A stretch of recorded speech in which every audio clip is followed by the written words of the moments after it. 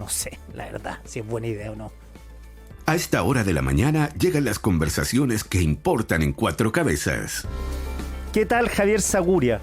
Bien, ¿y tú? Bien, dando vueltas por acá. ¿Tú nos vivas acá? No, yo vivo en Londres, pero esta semana estoy aquí con algunos temas familiares y además vengo los miércoles estoy aquí en la radio amiga, entonces fue un buen contacto para poder, Perfecto, para poder bueno. acompañar. Javier es conocido tuitero, profesor de ciencia política en Queen Mary University of London, director del Centro de Estudios Públicos de Espacio Público.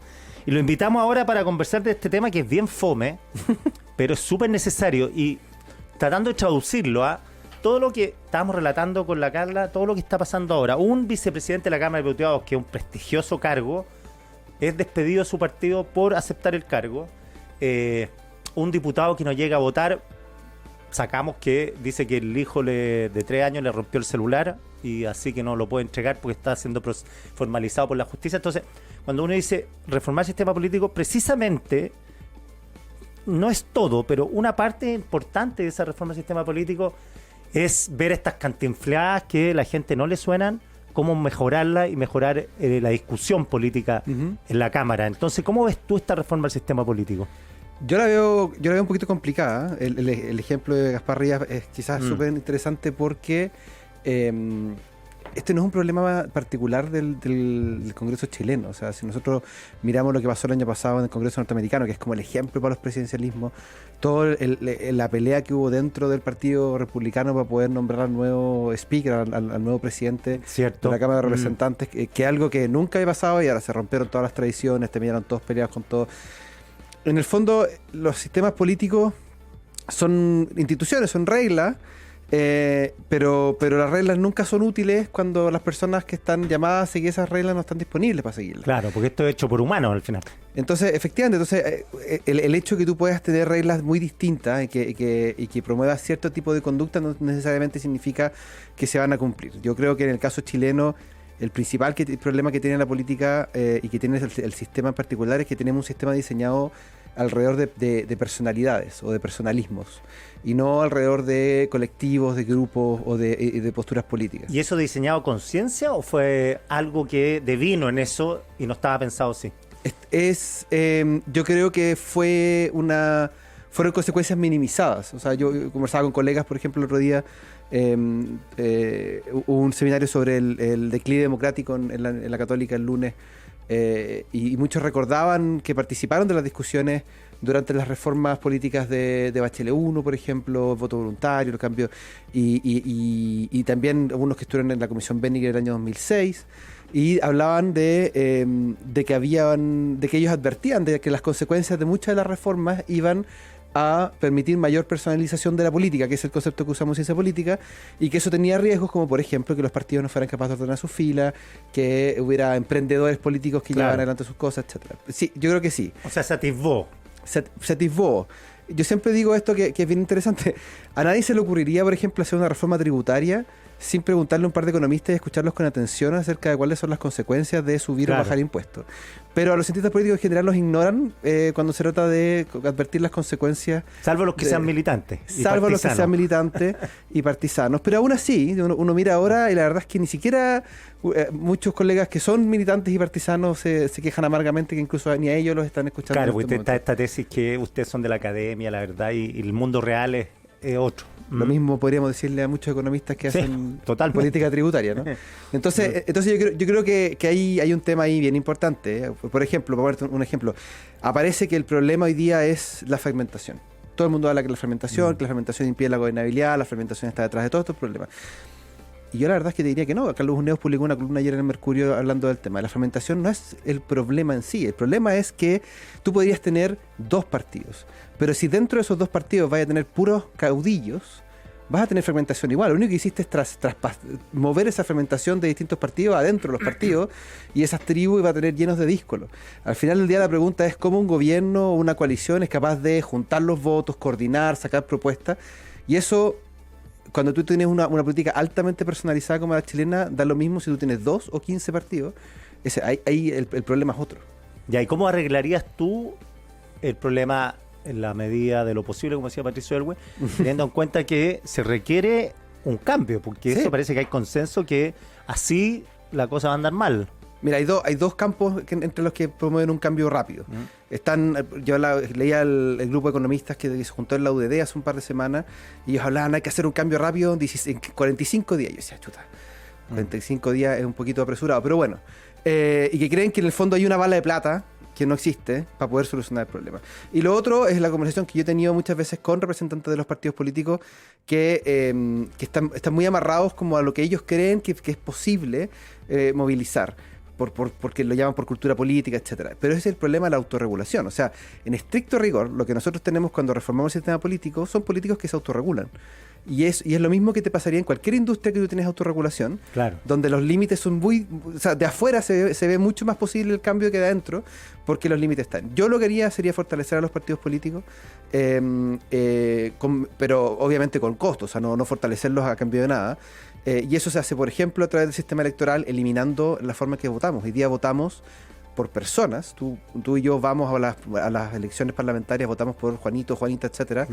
Pero el cupo no se lo queda a Juanita, se lo queda al partido Juanita. Ya, tú irías por listas por partido. Yo haría listas cerradas. Yo le daría más poder. Explícanos bien a la gente como una lista cerrada, porque estamos acostumbrados a votar, como dices tú, por el personaje.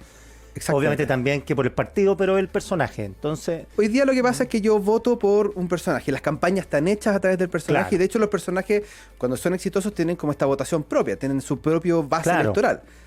Pero a la hora de distribuir quién gana el cupo en el Congreso, esa distribución se hace por lista y después por partido. Entonces, por eso el fenómeno que ocurrió a partir del 2017, en que aparecieron un montón de parlamentarios que tenían 1 o 2%, era principalmente por eso. Es el equivalente al arrastre que nosotros veíamos en su momento con el sistema binominal, pero aumentado por el tema de tener más cupo. Un sistema de lista cerrada, yo no voto por una persona A, B o C, yo voto por una lista que viene con un orden de personas. Que ese orden lo definen los partidos a priori. Los partidos a priori, claro. Entonces, en el fondo lo que hacen los partidos es decir, por ejemplo, hay 5 cupos, yo pongo 6 personas en la lista, tengo un orden. Si el partido obtiene 3 cupos, los 3 primeros de esa lista obtienen el cupo.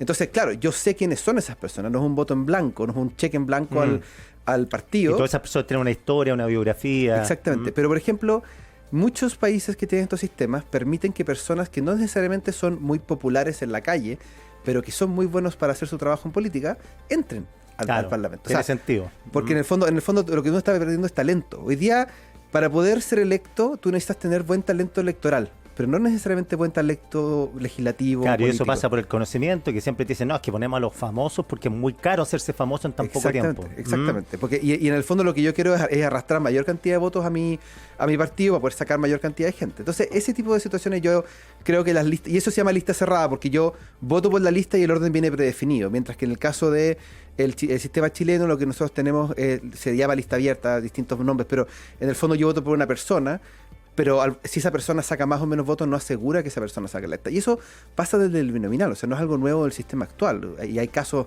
millones de casos así en los que uno puede mirar. Sí, me acuerdo, Álvaro Escobar y Pepe Out salió electo en su momento. Jaime Guzmán y Ricardo Lagos, primera elección de vuelta a la democracia. Jaime Guzmán salió electo arrastrado. O sea, totalmente. Mientras que Ricardo Lagos era el que le correspondía ser el senador. Fue peor ahí porque, por circunstancias bien lamentables, Jaime Guzmán lo asesinaron y Miguel Otero, que había salido último, terminó siendo senador. Exactamente. Entonces, cuando uno lo ve en esos términos, uno se da cuenta que el sistema privilegia la personalización. Entonces, al final del día, antes, por ejemplo, teníamos el problema del financiamiento. Entonces, los partidos políticos se financiaban o con mecenas o con los mismos parlamentarios y autoridades que donaban parte de su sueldo. No había fondos públicos. ¿Qué pasaba? Ejemplos, claro, tú hablabas con Mario Desbordes, me acordé al tiro.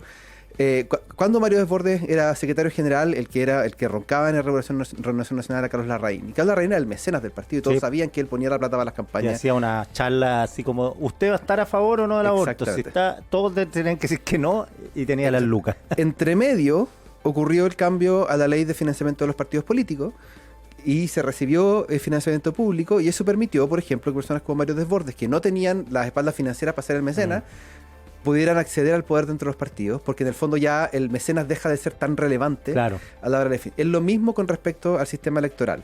Si yo hoy día tengo personas que tienen un capital electoral muy fuerte, es muy difícil como partido, y me adelanto, o sea, el tema Gaspar Rivas, el PDG va a sufrir un montón, más allá de que yo pueda estar de acuerdo o desacuerdo con Gaspar Rivas, pero es de los pocos activos electorales que tiene ese partido. Claro. Y es un costo alto el que están pagando. Y además él va a quedar sin tienda alguna. Po. Va a quedar sin tienda alguna. Va a tener que aguacharse en alguna parte, me imagino que... Pero es un tipo complicado. Pero más allá de Rivas, claro, estamos hablando, podría ser Rivas, Pérez, Soto, da lo mismo. Otra pregunta, ¿tú estás de acuerdo con el umbral de representación? Sí, no. O sea, me parece que, ¿por qué no? Porque es más interesante el no que el sí. Lo que pasa es que la forma en que se ha discutido el umbral hoy día es una forma en que me parece que es un poquito tramposa. Ya. Se habla del umbral a nivel de las listas. Entonces lo que pasa es que, por ejemplo, si un partido, pongamos el caso de que hay en la próxima elección haya una lista única desde la DC al PC, parecido al pacto que están haciendo en las municipales. Ponte tú que tenemos esa lista. La DC hoy día está de capa caída. Imagínate que no llega al umbral del 5%. Ya. Eso en un sistema tradicional donde hay umbrales, si el partido llega al 5%, los votos de ese partido se echan a la basura. Ya. No se trata eso porque esos votos, esas personas, la preferencia de esas personas no tiene representación, se echan a la basura y se revisa con el resto. El sistema que se propuso en su momento en la comisión experta, que se propuso en el último proyecto y que se está conversando hoy día, lo que hace es que esos votos se redistribuyen a la lista. Entonces la lista mantiene la cantidad de escaños que le correspondería. Ya. Entonces eso es bien raro porque el voto DC es endosable a un voto PC, por ejemplo. Bueno, es lo que pasó en la última elección del Consejo Constitucional, cuando la gente, el caso quizás más interesante era cuando uno tenía en la misma lista a Silvia Izaguirre y con gente de republicanos, por ejemplo, con Tere Marinovich, y uno se encontraba con personas que querían votar por una mujer liberal, feminista liberal, de derecha, y tú decías, ojo, porque en el fondo si es que ella no sale, el voto le va a servir para sacar a Tere Marinovich. Y es lo mismo pasa hacia la izquierda. O sea, si yo tengo un candidato de DC que yo encuentro relativamente moderado y la DC no integra, esos votos se van a traspasar para un candidato del Frente Amplio, un candidato del PC. Puede terminar el voto de Undurraga, puede terminar en el voto Marco Barraza. Exactamente. Entonces yo creo principalmente que si vamos a implementar un umbral, que es una medida que ocupa en muchos países, primero tenemos que ver que el umbral no sea muy alto, porque el umbral muy alto también, en el caso más interesante, el caso de Turquía, Erdogan fue subiendo el umbral, y después del 6-7% se convirtió casi en partido único, porque en el fondo eso le permite, y eso atenta contra la democracia. Yo creo que uno es que qué tan harto es el umbral, y lo otro es que el umbral tiene que ser partido. O sea, que alguien tiene que pagar los costos. Por eso y tú dices que la solución sería que si el partido no llega al 5, los votos se pierden. Los votos se pierden, ese partido pierde representación y se calcula el 100% sobre los votos que quedan. Ya, y eso tiene un efecto concreto. O sea, al final del día lo que nosotros queremos es que los partidos, o sea, si nosotros creemos que la fragmentación es un problema, que podemos discutir, la única forma de combatir realmente la fragmentación es haciendo que partidos salgan del escenario, y eso, en la forma en que se está discutiendo hoy día el umbral, me parece que no se logra. Otra pregunta, esta idea que Díscolo sale del partido, pierde el escaño y el escaño es del partido. En principio me parece razonable, ya. Pero el problema es que eso es muy inconsistente con cómo la gente vota hoy día. Cuando tú vas a las elecciones, la gran mayoría de los candidatos no muestra qué partido es. No hace campaña con el logo de su partido, no te dice yo soy comunista, yo soy demócrata cristiano, yo soy UDI, republicano. No lo hacen, salvo quizás los extremos, quizás los republicanos, los comunistas son como los que más muestran su afiliación. Pero fuera de eso la gente no lo hace. Entonces yo votante, voto por Quique, claro. Y Quique no me dice de qué partido es, y después Quique dice me peleé con mi partido y me voy. No tenía idea que yo de partida no tenía idea de qué partido era, y segundo, yo como tú votante, como tú, la persona a la que le tienes que rendir cuentas, yo voté por ti. Claro. Entonces, en ese sentido... Perdón, y más se condice esto con lo que mencionabas tú, que uno vota en Chile por personas, no por lista. Entonces, ponte tú, pues siempre piensan que el díscolo el que salió último, no, pues si el díscolo es el primero... O sea, no hay ningún incentivo a hacer díscolo si uno está último. Y sacó 150.000 votos y decide salirse del partido y lo sacan, 150.000 personas votaron por un bluff. O sea, de nuevo, volvamos a Gaspar Rivas. Gaspar Rivas fue diputado RN por varios años. Pues. O sea, y ahora es diputado por el PG y ahora es diputado independiente. O sea, es una persona que tiene un capital electoral propio. Claro. Entonces, yo creo que esto de quitarle el cupo a la persona me parece razonable en la medida en que nosotros hagamos el ejercicio de que la gente empiece a votar por partidos.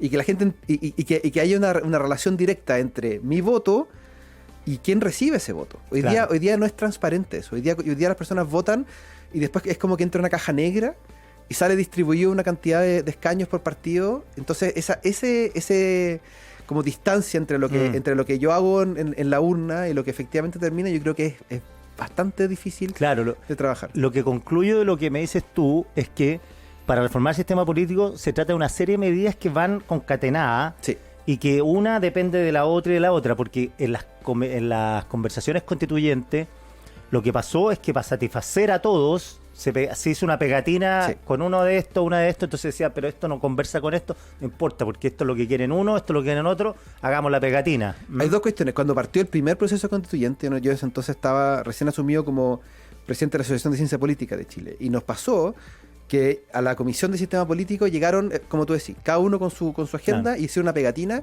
Y nosotros como que levantamos la voz y dijimos, alto, esto es un sistema, como sistema. Esto es un camello. Exactamente. y si tú metías esta cuestión, va a quedar la embarrada y no funciona. Creo que ya pasamos esa etapa. Hoy día estamos en la etapa en que todos los actores políticos que por lo menos me ha tocado conversar están muy pesimistas con respecto a qué es lo que pueden lograr.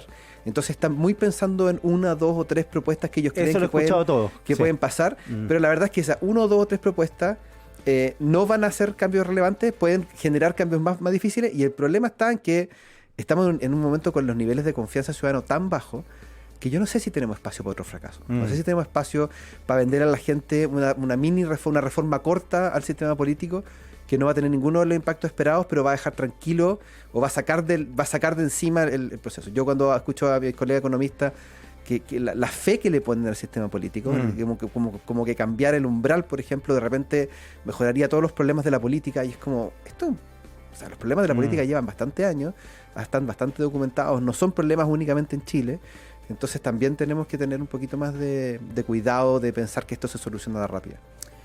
Javier Sajuria, un gustazo, ¿ah? Lo mismo, muchas gracias a ustedes. A ti. Información con perspectiva, para una mirada más objetiva. Esto es Cuatro Cabezas, de 13C Radio, con Quique Mujica.